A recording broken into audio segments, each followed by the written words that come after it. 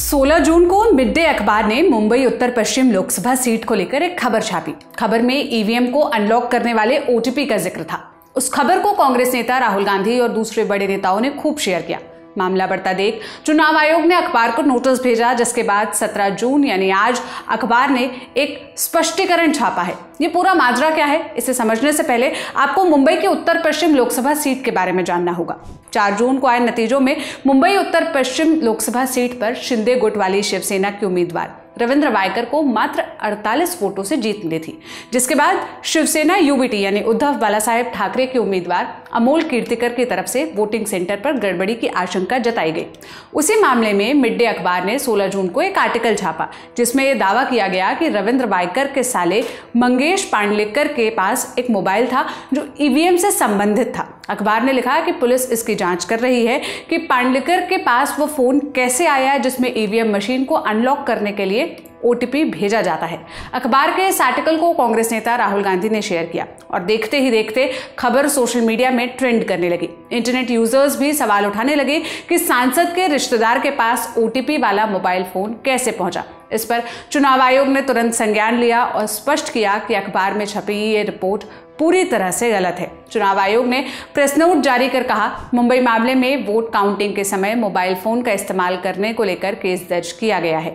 EVM को unlock करने के लिए किसी भी तरह के ओटीपी का इस्तेमाल नहीं किया जाता है। ये अखबार गलत खबर फैला रहा है, जिसका फायदा देश के कुछ नेता उठा रहे हैं। वोट की गिनती पेपर बैलेट से होती है, किसी इलेक्ट्रॉनिक से नहीं।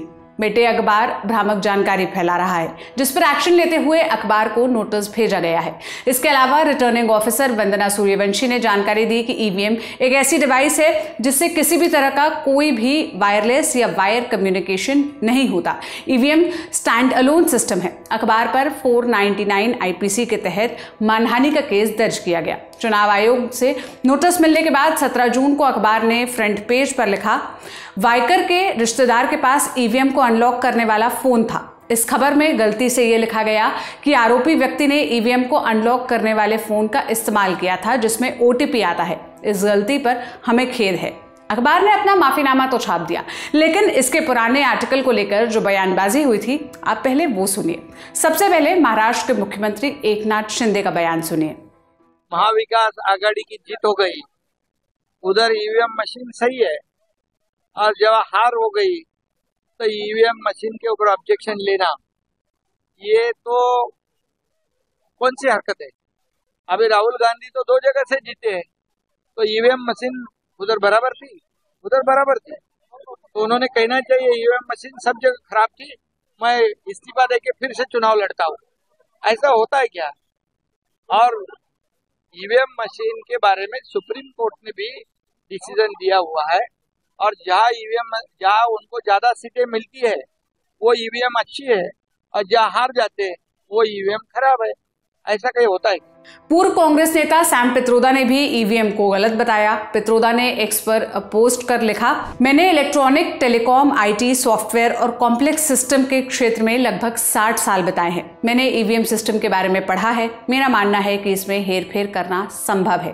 पेपर बैलेट सिस्टम ही सबसे अच्छा तरीका है। भारत में चुनाव के समय वीवीपैट, वोटर लिस्ट, डाले गए वोटों की गिनती और वोट मार्जिन को लेकर भ्रामक जानकारी फैलाई गई। भारत को बहुत सावधानी के साथ मतदाताओं और चुनाव आयोग के बीच विश्वास बनाए रखने की जरूरत है। इस मामले में राज्यसभा सांसद कपिल सिब्बल ने क्या कहा, वो भी सुनिए। जब ऐसा है कि जब सुप्रीम कोर्ट ऑफ इंडिया ने कह दिया कि we must trust our machines and we must trust the election commission of India, जब सुप्रीम कोर्ट ही उन पे ट्रस्ट करती है तो उसके बारे में मुझे टिप्पणी करने की जरूरत क्या है। क्योंकि अगर हम सरकार पे ही ट्रस्ट करने लगे, मशीनों पे ही ट्रस्ट करने लगे, तो फिर सब मशीन के द्वारा काम होना चाहिए। और कोर्ट्स हैं किसके लिए? अरे कोर्ट्स तो इसीलिए हैं कि अगर सरकार पे ही आपको ट्रस्ट करना है तो आप छोड़ दीजिए, फैसले देने छोड़ दीजिए। तो इसके बारे में मैं कैसा कहूंगा, ये बड़ा भारी मुद्दा है। इसके बारे में मैं बाद में टिप्पणी करूंगा।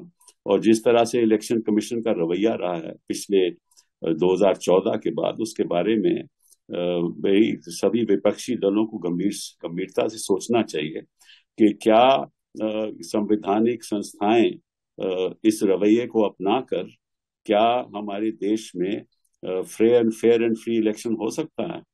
तो ये एक बहुत ही अलग मुद्दा है। इसमें ईवीएम की इश्यू भी शामिल है, इसमें इलेक्शन कमीशन के फैसले भी शामिल हैं, इसमें इलेक्शन कमीशन का रवैया भी शामिल है, इससे इलेक्शन कमीशन किस तरह से शेड्यूल करती है वो भी शामिल है।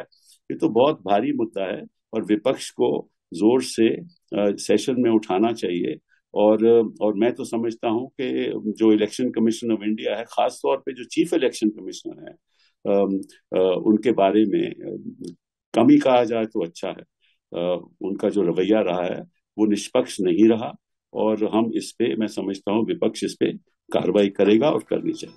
बताते चले कि जिस आर्टिकल को लेकर अखबार ने स्पष्टीकरण छापा है, उसी आर्टिकल को शेयर कर राहुल गांधी ने ईवीएम को ब्लैक बॉक्स बताया था। इस मामले पर आपकी क्या राय है, आप हमें कमेंट बॉक्स में बताइएगा। जो भी अपडेट आएगा हम आप तक जरूर पहुंचाएंगे। सारी जानकारी जुटाई थी मेरी साथी भावरी ने। मेरा नाम सोनल है। देश और दुनिया की तमाम खबरों के लिए ललन टॉप देखते रहिए। शुक्रिया।